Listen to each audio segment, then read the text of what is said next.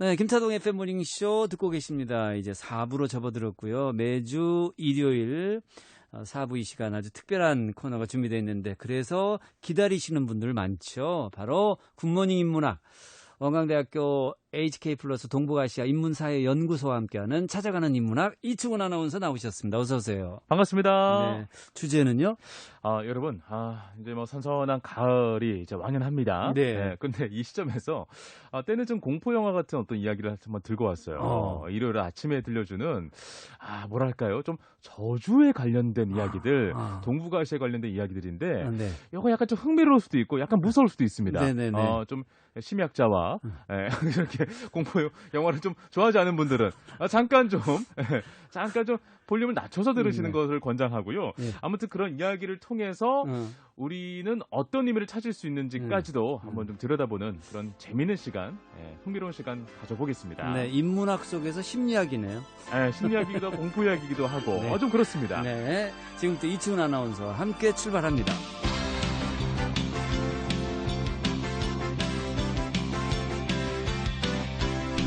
원광대학교 HK플러스 동북아시아 인문사회연구소와 함께하는 찾아가는 인문학 굿모닝 인문학 오늘 한수근 교수님 모셨습니다. 안녕하세요. 네, 안녕하세요. 네, 반갑습니다, 교수님. 교수님은 항상 이렇게 미스테리하고도 독특한 이야기를 많이 들고 오세요. 뭐 예언서 이야기도 해오시고 뭐 이렇게 신화 이야기도 해오시고요. 오늘도 마찬가지로 내용을 보니까요. 야, 이른 아침에 귀신 이야기 귀신 이야기를 들고 오셨어요. 이 뭐 여름 다 지나가지고 뭐 섬뜩한 얘기하는 게 좀 그렇긴 한데요. 정확히는 뭐 귀신도 귀신이지만 저주에 대한 이야기입니다. 저주라는 게 이제 우리가 종교를 통해서 이제 이런 주술을 통해서 원하는 것들이 보통 나한테 복을 가져오기 그리고 나한테 오는 재앙을 피하기 이런 내용들이잖아요. 그런데 아주 예외적으로 그냥 내가 복을 받는 것 정도가 아니라 너무 미운 사람이 있는 거예요. 그래서 그 미운 사람을 향해서 재앙을 일으키려고 하는 복수하고 그거죠. 그게 바로 이제 저주입니다. 그 중에서 이제 저는 오늘 처음 말씀드릴 것은요. 일본에서의 그 저주의 이미지를 만든 어떤 신화에 대한 이야기예요. 일본에 교토 인근에 가면은 우지강이라고 하는 강이 있습니다. 녹차로 아주 유명한 곳인데 거기에 이제 일본말로 하시가 다리니까 우지바시라고 하는 그 다리가 있어요. 근데 그 다리를 수호하는 그 신사의 그 신이 그런 존재입니다. 이 사람은 원래 그 귀족의 딸이었다고 해요. 귀족의 딸이었는데 자기 남편이 자기를 버리고 이제 바람이 나서 다른 여자한테로 이제 가버린 거죠. 그래서 그 여자하고 자기 그 원남편이 너무 미워서 또 교토에 있는 다른 신사 키훈의 신사라는 데로 가서 거기서 이제 기도를 했어요. 야, 어떻게 해서든 저 남편이랑 아내를 남편이랑 그 여자를 저주를 하고 싶다. 복수하고 싶다.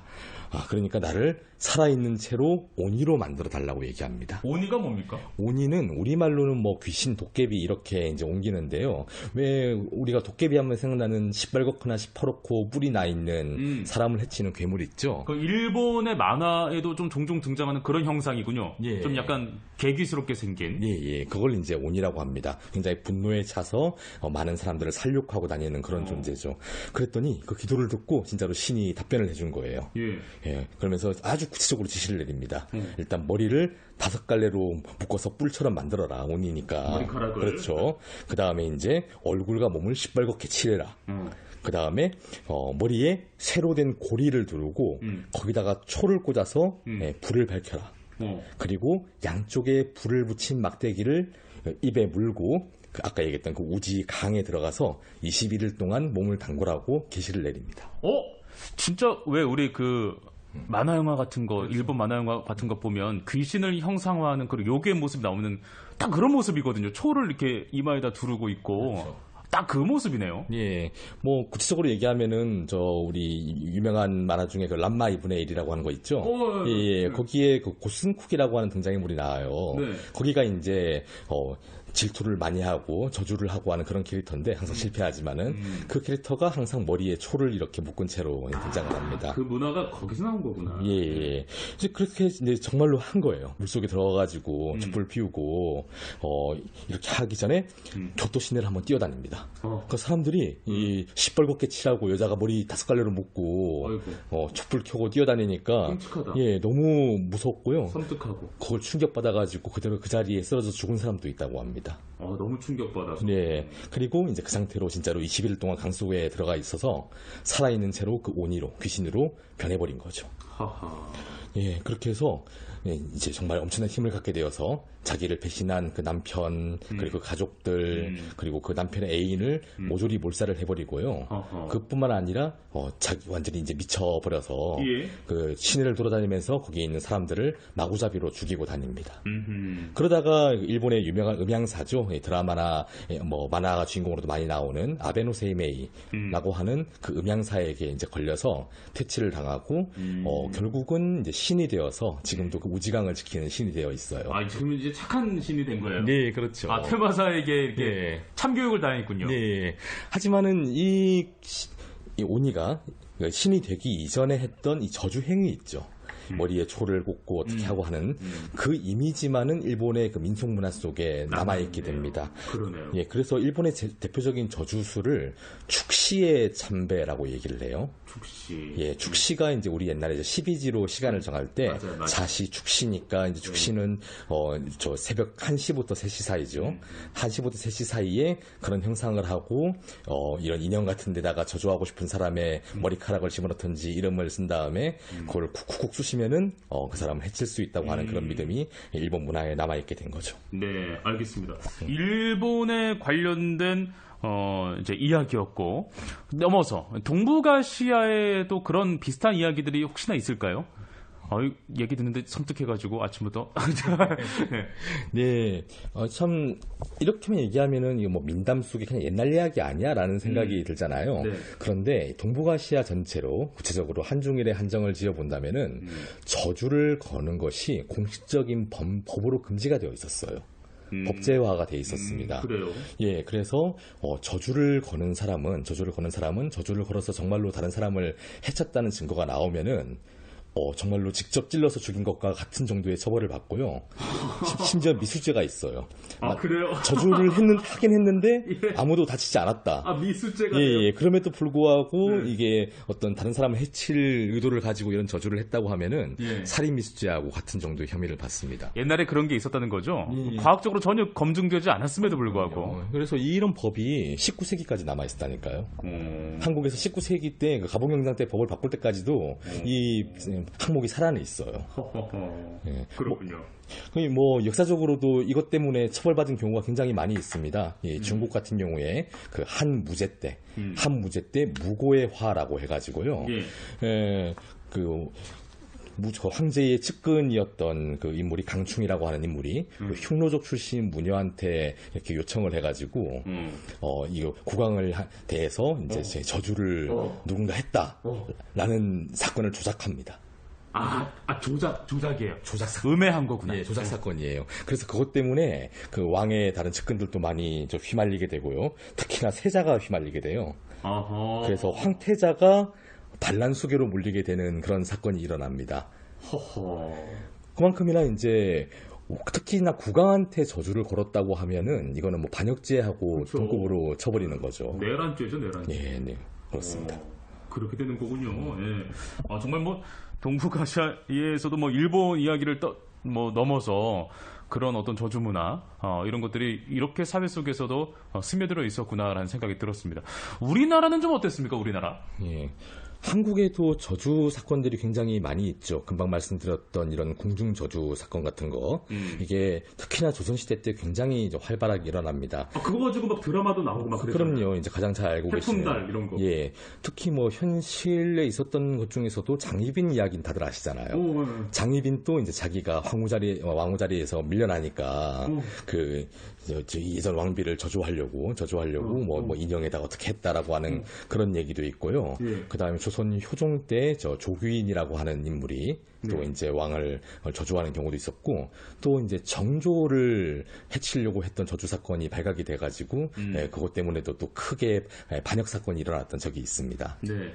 그 일본 아까 그 오니 이야기 같은 경우에는 그 이제 뭐 머리에다 초를 이렇게 달고 뭐 그런 형상화되어 있는 이미지가 떠오르는데, 우리나라에서는 좀 어떤 형태로 그런 것들이 좀 이루어졌을까요? 뭐 구체적인 이야기들을 몇 가지 해주시면 재밌을 것 같아요. 예, 뭐 좀 끔찍한 이야기도 당연히 이제 있는데요.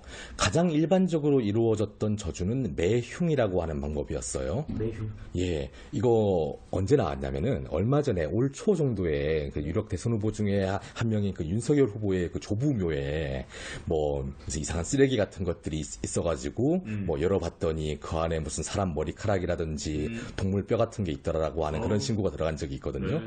예. 근데 그 사건이 아주 좀 고증에 충실한 겁니다. 조선시대 때 일어났던 그 왕실 저주 사건이 그런 식이에요.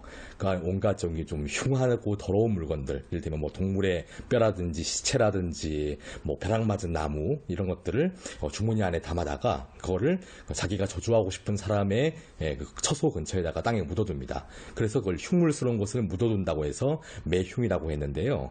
그렇게 하면은 거기에 살고 있는 사람한테 해가 가는 거고요.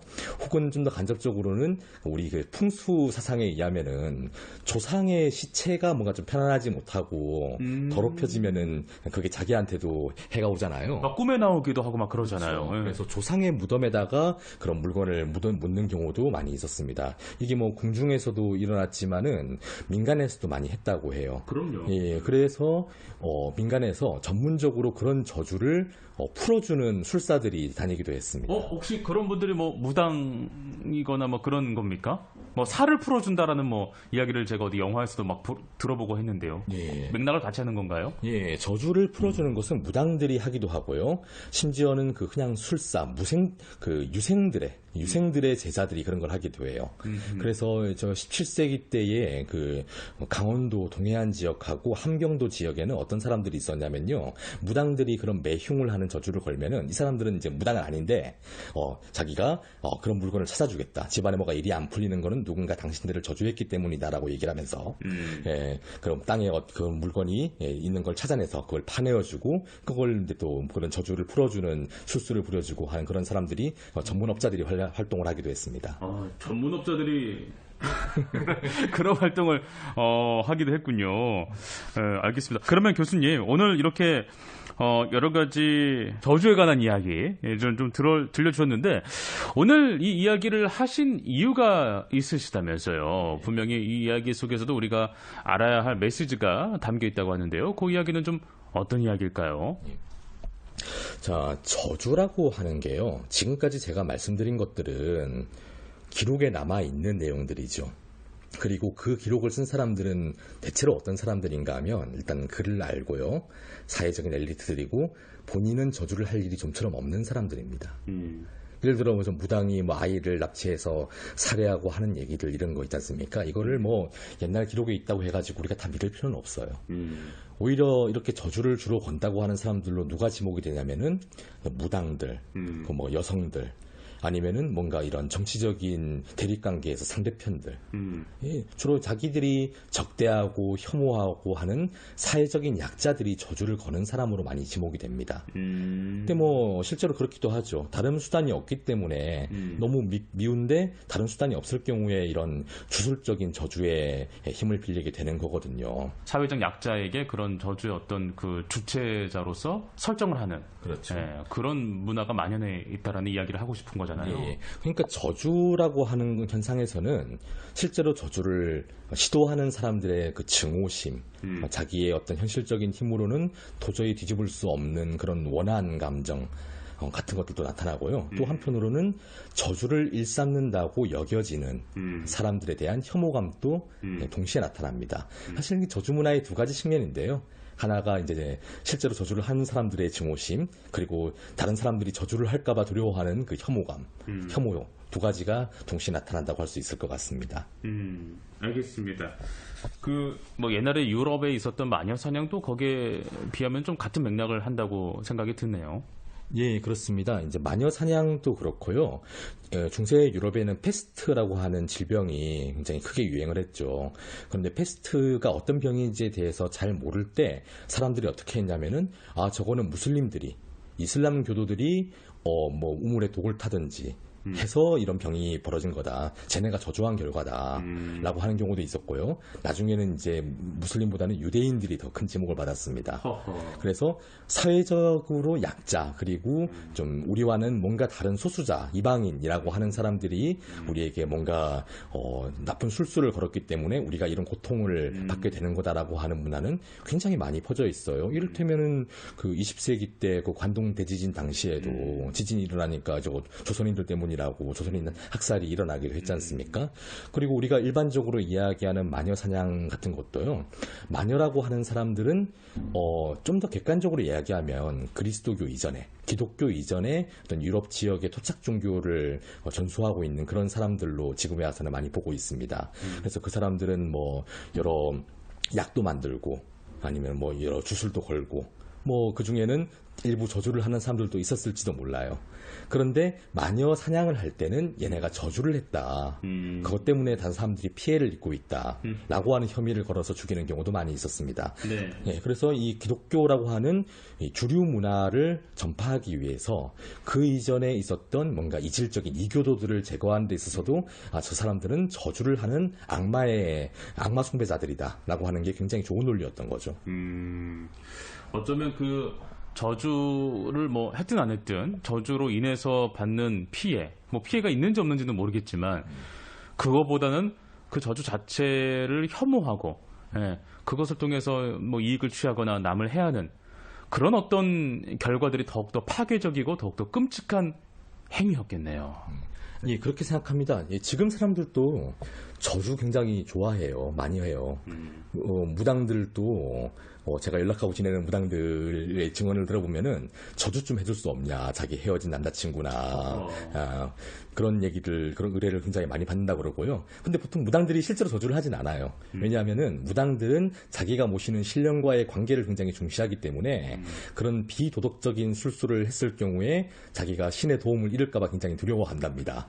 그래서 실제로 저주가 이루어지는 경우는 잘 없는데 이런 생각해볼 필요가 있어요. 만약에 우리가 저주를 하고 싶어가지고 인터넷에 검색하면 저주하는 법 검색하면 엄청 많이 나오거든요.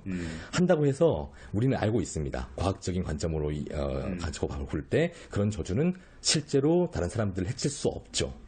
해칠 수 없고 다만 그걸 함으로써 뭔가 화풀이가 된다면은 오히려 사회적으로는 순기능이 있지 않을까라고도 생각할 수 있거든요. 물론 뭐 바람직한 행위는 아니지만 다만 아까 말씀드렸던 저주의 두 번째 측면, 이 소수자나 약자에 대한 혐오라고 하는 측면은 이건 말씀하신 대로 굉장히 파괴적일 수가 있습니다. 왜냐하면 아무리 뭐 인터넷 검색해가지고 다른 사람들 뭐 인형 만들어서 거기에 칼 꽂고 하더라도 그 사람에게 뭐 해가 갈 것 같지는 않거든요. 지금에 가서는. 하지만 저 사람은 우리 사회에 해를 끼치는 사람들이야. 라고 해서 특정한 소수자 집단을 잡아가지고 그 사람들, 그렇죠. 그게 훨씬 더 사회를 분열시키고 갈등 속으로 몰아넣는 굉장히 파괴적인 결과를 가져올 거라고 생각합니다. 네, 알겠습니다. 자, 오늘 원광대학교 HK+ 동북아시아 인문사회연구소와 함께하는 찾아가는 인문화, 굿모닝 인문화. 오늘은 한승훈 교수님과 이야기를 나눠봤습니다. 오늘 교수님 고맙습니다. 네, 감사합니다.